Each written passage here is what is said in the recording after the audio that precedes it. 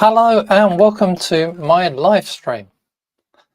So on today's live show, I catch up on some new releases. It's August, quiet time. So of course we've got some new releases out there with the RP2350's A4 stepping and a new version of the SDK. Do Raspberry Pi never take holiday? Plus some chat about my own projects and an exciting announcement about one of my own projects. So stay tuned for that. I'll also give you some behind the scenes chat as well about what's going on around the channel, places that I'm going to be, things that I'm seeing and doing. So all of that stuff. So stay tuned for all of that, please. And yeah, hi, I'm John, your concierge to the world of the Raspberry Pi Pico, Pico 2, IoT, robotics, and all fun tech, anything that we can remix and have some fun with. And this is a bit of a more relaxed look around the world rather than my regular weekly deep dive into a project or some build with a Raspberry Pi Pico, Pico 2 or some of the other tech that I found. So please stay with us indeed. And if it's your first time with us, thank you very much for joining. I appreciate it. If you've come back, thank you very much for coming back. It's great to have subscribers and people with us, and 4 concurrent viewers at the moment. So it's great to chat to you guys and have an opportunity to do something a little bit more interactive with my conversations, and believing that you're out there.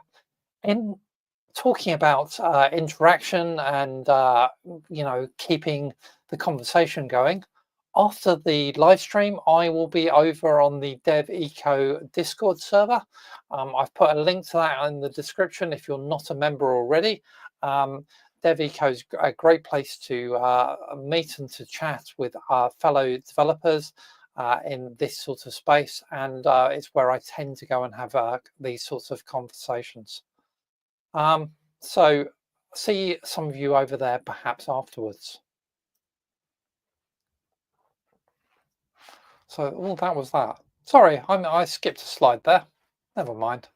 So what's on the agenda for today's session? Well, normal agenda, one update on news and stuff that's going on around the world of the Raspberry Pi Pico and things. Also talk around some of my projects that I'm building and what fun we're having, and then all stuff going on around the channel. Also an opportunity to answer any questions. If anyone's got any questions they want to fire my way, and I think about any of my projects or builds or things that you think are going on or things you think I've missed and that we should be talking about, give it chat. Put a question out there and we can see what we can do and answer it. If I can't answer it now, might be able to answer it later, or might put some stuff later out on the in one of my videos. It's interesting stuff going on. Who knows? So if you're a sponsor or your company would perhaps like me to tell people about them and stuff, I'd love to have a sponsor actually on my live streams. I don't have a sponsor currently for live streams. Some of my videos get sponsorship on them, and I talk about companies that actually I think are useful to you guys as subscribers. But so if you'd be interested in that, please do reach out to me. All my details are in the description as always, and you can always reach out and chat. So let's get into the first item of business for today. And news, what's going on? Well, it's August. It should be a quiet month. Shouldn't be much going on, surely. If you're in the Northern Hemisphere, then probably you're all on summer vacation. But no, Raspberry Pi once again this year isn't. I mean, last year we had the RP2350 chip launched and we had the Pico 2 launched. And this year, Raspberry Pi coming up with that first anniversary, and I'm doing again some more stuff. So again, we've got another announcement. So we've got the A4 stepping of the RP2350. A4 stepping, well, basically it's the 4th version. Not all of those versions have actually gone out. The A1 stepping was internal release only, them validating stuff. A2 was what went out last year with our PicoTools. A3 seems to have been a small fixed version that's going out on some PicoTools, and the A4 is really the new big one that all new RP2350s coming through on the market will be the A4 stepping. Now, why is this big? Why is this important? Well, I guess it's important because we remember that the RP2350 unfortunately had that slight bug with it, that if you use the internal pull down resistor bank on a GPIO, then there would be some leakage to that GPIO, which sort of would fix it, and it would be unable to be pulled up, which was kind of a bit of a problem, really. Now, there were easy ways around this, and it wasn't really as fatal as I think some people thought. Certainly, if you didn't know about it and you designed certain board shapes, then you could be in trouble. But if you did know about it, then it was fairly easy to avoid. But anyway, it's history now, because the A4 stepping removes that problem. They fix that, so that goes away. We don't need to worry about that. There were also some edge cases around core vulnerability. These were vulnerabilities, particularly if you were being very devious when playing around with glitching power supplies, or magnetic induction right on top of the core. You could actually get around some of the security features on the 2350 and and be able to deviate away from the bootloaders, security bootloaders, etc. So that those generally have been fixed. Not all of them. There is one particular variant that hasn't quite been fixed. But again, it's such a remote, and you really need to absolutely get your hands on the device to have any chance of getting in like that. So, but a lot of those security vulnerabilities that were discovered as part of their contest last year have been resolved. And another feature, a new feature that's come up with this new A4 stepping is 5-volt tolerance. Now, you remember the PicoTools are generally 3.3 volt devices, and you really should be using line or level stepping if you're going from a 5-volt peripheral into a 3.3 volt microcontroller like a Pico 2. Well, actually, now with the Pico 2, we don't need to do that quite so much. The Pico 2 itself and RP2350 are going to be 5-volt tolerant, which is really cool, because there are times when I really don't want to have to do the additional circuitry to drop from 5 volts to 3.3 volts on a sensor coming in. Things like the AC SR04s that I've been playing with a bit as ultrasound range sensors. It'd be great not to actually need a voltage divider set of resistors on the way into the Pico. And now we don't. I can do it with a Pico 2. Now, to be exact, you probably could have done this for a while. I'm not sure how much actual change they've done, how much this is just we've done enough testing now to know that this will survive 5-volt tolerance, because I've accidentally done things to RP2040s and Picos as well using 5 volts, and by and large I've got away with that. So you can, admittedly, certainly going back to RP2040s and Picos, if you're using 5 volts with them, it may well work, but you may well decrease the life of the board, which might be okay for you.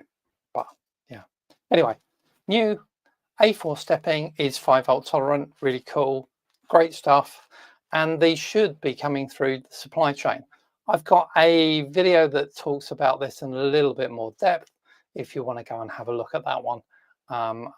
So yes, take a look at that and all the other good write-ups online. So with the A4 stepping, came out at the same time was a new version of the Pico SDK. Now, this is positioned as a minor minor release. It's not, you know, a big release. So, okay, fair enough. But actually, there's some interesting stuff in here. And actually, it's a bigger release than I thought I was expecting. I thought it was just going to be allow the A4 stepping to work and do a few sort of version changes and fixes. But no, there are actually stuff in there. As always, you know, the big things in there, you know, we have new board support. So all of the other manufacturers producing lots of RP2350 and still RP2040 boards, they need to get their board files off and into the SDK so that we can set the board type and be able to use additional features off of that board. And so there are definitely new boards in there. There is also the ability to do, well, actually, let's talk about the boards first. So there's what, about 14, 15 new boards in there. I was a little bit surprised there weren't more Waveshare boards actually, because I've been looking at quite a few Waveshare boards and reviewed their displays. In fact, I've got one coming up that is a 2.8 inch circular screen, which is really nice. And I've got a video coming up in a couple of weeks on that. And its board file isn't here. And that sort of creates a little bit of a problem, because without that board file, actually, the board isn't particularly usable. Fortunately, you know, as your concierge to the world of the Raspberry Pico and RP2040 or 2350, I can, of course, fix that. So I can explain how to actually use a local board file and get that to build with that. And that's what I've done on that. But yeah, that's these boards come out, and these with each release, and there's quite a few new boards still coming through the market. And as you can see there are a few 2040 boards as well. It's not all 2350s. So all good stuff and usable. I didn't see anything that I necessarily jumped towards and thought, oh, I must have a look at that board, I must admit. If I've missed one and you think there's something that's really, really exciting and interesting there, let me know. And perhaps I'll see if I can get hold of one and give it a push. So what else is there on that list of new features? Well, we've also got a self-decrypting binary. So the ability to encrypt the binary and therefore to put some validation into that binary, and to have it, when we upload it, to actually do the self-validation and decryption step on the Pico. So basically what we're setting on the Pico is we're going to put a public key onto the Pico so that the Pico will only accept and run binaries that have been encrypted and certified by under that key. And then we're going to have a self-decrypting binary that actually will load itself. Now, you could do this before, but before you had to sort of split it into two parts and write a bootloader and then a firmware app as well. Which is a little bit more of a faff. So this fix is quite nice because it actually allows you to actually do it all in one go, and that makes it a little bit easier for us to put security into our RP2350 applications, which is what this is all about.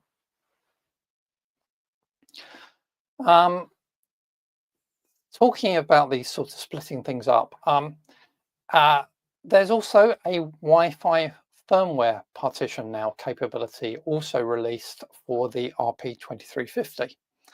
Now, why is this a big deal and why is this important? Well, if you've ever looked at the size of your binaries and your firmware that you're loading up onto a Pico 2 or a Pico 2W, you'll probably notice that the binary that you're loading on the Pico 2W was true of the Pico W as well, is massively bigger. And why is it massively bigger? Well, because all of the firmware that it goes into the Wi-Fi chip, that CYW43, actually is inserted into your firmware, and it's loaded onto that CYW43 on boot. So there's quite a lot of bloat there. Now, that's okay. It's certainly not a problem at all if you're, loading stuff over USB or via SWD or things. But think about this. If this is a RP2350 that's out there in the field over a fairly dodgy Wi-Fi connection somewhere, and you're doing over-the-air updates to it, which sounds like a fairly reasonable scenario for one of these devices, what happens then? Well, we've got all of this additional code for the Wi-Fi chip that we're not changing at all. And we've got to take that all down and load that all into Flash at the same time. That's kind of not great. So this change moves us away from that and allows us to actually have a consistent, constant firmware partition available on that Flash that actually has got all of that Wi-Fi firmware in there. And when we're doing the OTA, the over-the-air update, we can just update the main firmware application itself. So that's actually a really good capability for these chips in the real world scenarios, I think. And finally, the Pico Status LED library. So there's a new library. Now, we all know that when we're working with that status, those onboard LEDs on between Picos and PicoWs or PicoTools and Pico2Ws, that there are differences because how they're wired. The W versions of those boards wire the LED via the CYW43 Wi-Fi controller rather than directly onto a GPIO pad. And that means that our code has to adapt. Well, now it doesn't, because if we use that Pico Status LED library, actually we can treat the LEDs exactly the same and just use those functions to do it. Now, actually, this is wider than just those because it's actually now supported on other types of board as well, which might have RGB LEDs, or they might have WS2812B LEDs, like the RP2040 zeros that I use quite a lot. So this Pico Status LED library will now cope with those as well. So you could actually flash color LEDs. Now, it isn't quite as well, it doesn't work quite as well as I hoped. I will do a video on this and show the library probably end of next month, beginning of October, see where things land in my schedule. But I will do a video around it and things.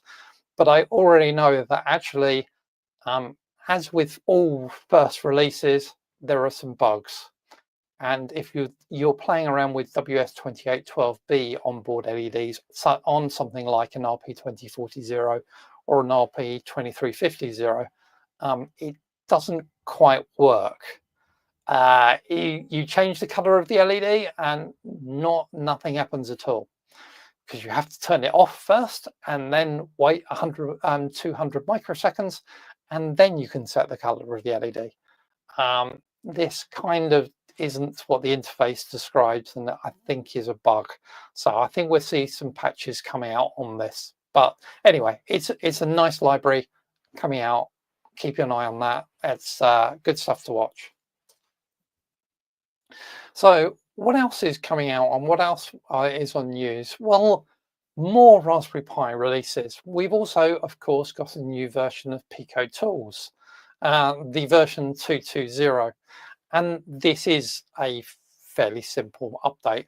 So PicoTool can read what the device type is, and we need to be able to tell us whether it's an A2 stepping, an A3 stepping, or an A4 stepping. So, the new stepping we're going to have.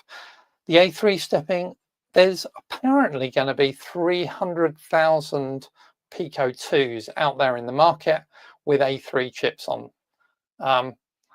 I'm almost thinking these might actually turn out to be limited editions that we all sort of value and put on our walls. So if you find an A3, let me know. I'll be interested. There certainly are not going to be very many of them, so that's something to watch out for. But yeah, so the updates to PicoTool are really just to support being able to query the capability of what the status is of your RP2350 and which version it is. So those were all the big stories and stuff I came up with, certainly for August, which are pretty big, to be honest. You know, quiet month, August, we're on holiday and we've got new releases. Wow.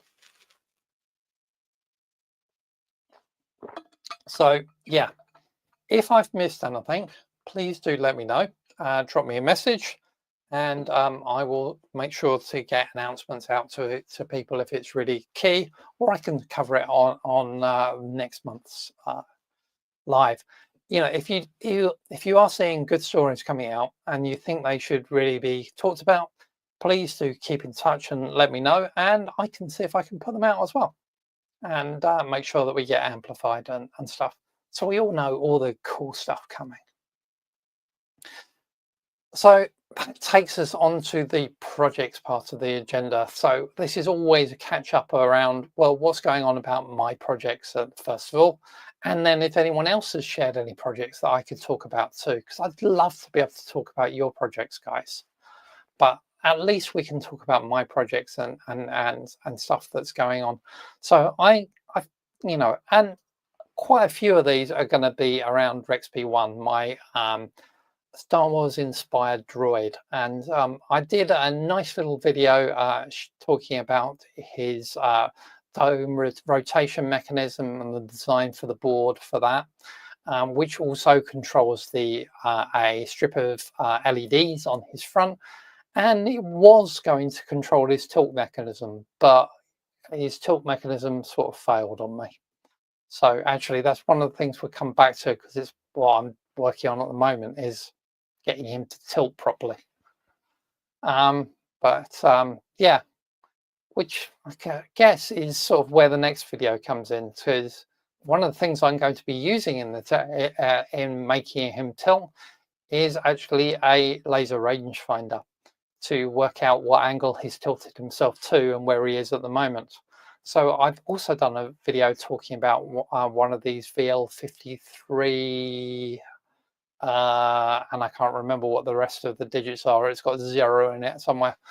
But they're really their I2C laser time of flight sensors for measuring distances, and really accurate, really quick as well, much quicker than using an ultrasound reader. So worth a look. I show that out, and I've got that running against a nice little liquid crystal display, so you can clearly see me measuring distances. It's cool. I've also had a look through at another one of these Waveshare RP2350 screens. This one's not got touch on it, and it's a tiny little display at 1.47, I think, inches, I think, from memory. Yes, 1.47. What I did with this display, actually, I think is quite useful, because I've been working on a few projects recently where comms have not quite worked as I wanted them to, and debugging the comms has been difficult. And where, you know, I'm using comms, where a comms is running through to a other target in some way, and I can't easily eavesdrop on it, then you know, I want to be able to know what's going on, and I want to be able to see what's flowing through that interface. And so what I decided to do was actually to hack Raspberry Pi's debug probe code and add into it the ability, so everything running across that UART connection is now actually printed on that screen, so that I can actually see data in ASCII and hex as it's flowing across the interface. And that was helping me a little bit with debugs, and it's quite a nice and useful little tool. And considering at the time when I was looking at these screens on AliExpress, they were actually cheaper than debug probes. So for cheaper than a debug probe, I've got all of this extra capability. Cool. So yeah, take a look at that one. So that was fun stuff. And then I've also put out a nice long video talking about my use of Blender to design RexB1 and how I've done all of the design work around all of the plastic that holds him all together, and how that connects then into the motors and connects into lazy Susan bearings and everything else that I put in place to make that a 65 centimeter tall droid, really. So yes, I'm not. Is Blender the right tool to use for this? I don't know. What do you think? I quite like Blender, and it has some great capabilities, but there are times when learning with it is really quite hard work. Yeah, have you used Blender? What's your experience? Let me know. So yes. So yes, what else is going on? So the other thing that I've been busily working on in the background is getting RexB1 out there as a release 1. So I took RexB1 along to some events earlier in the year. Well, early in the year, I say last month, early July. And I'm decided I'm going to draw a line here and say this is release 1. Not that this is the end. There'll be lots more coming, but this is release 1. So I wanted to then make sure that I've documented everything. I've got all the files together and everything, and I've put that out there on GitHub, so it's now available, fully documented, and I've got it there. Now, unlike a lot of my projects, this one I've put out behind a very small paywall, and the reason for that is RexB1 means quite a lot to me. I've really enjoyed building him, and it's taken hours and hours of work. So I just wanted to protect my investment into him rather than just completely give him to the community. He's absolutely out there in a license which will allow you to remix him and build your own versions or replicate what I've done. But yeah, he's to allow me to answer questions, to allow me the time, and hopefully to help me fund release 2. He is out there behind a paywall. And, you know, the level of this paywall is the same as probably a cup of coffee.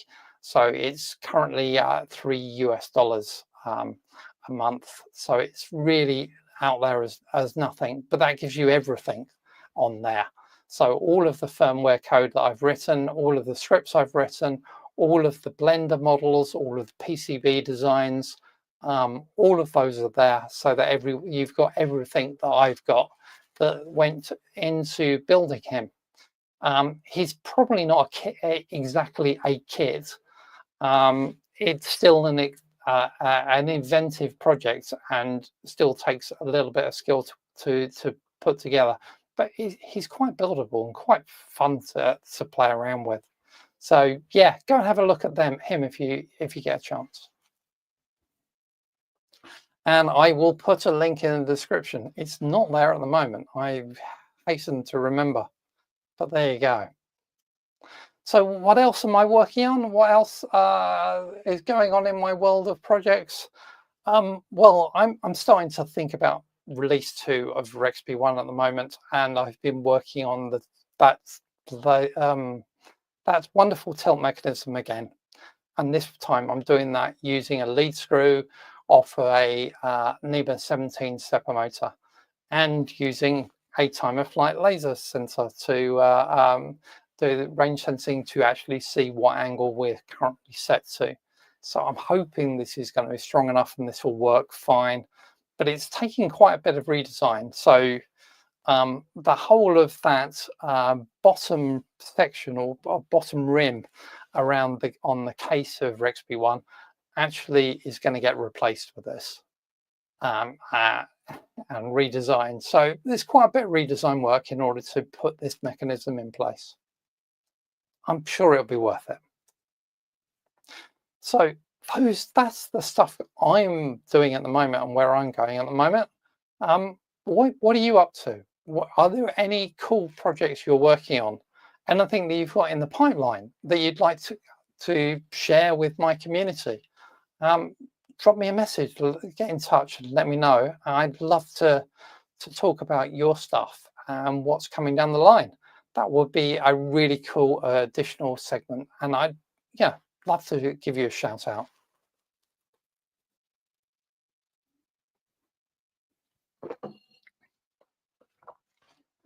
So where next? Where am I going? What's the travel plans, and where will I be? Where can we meet up?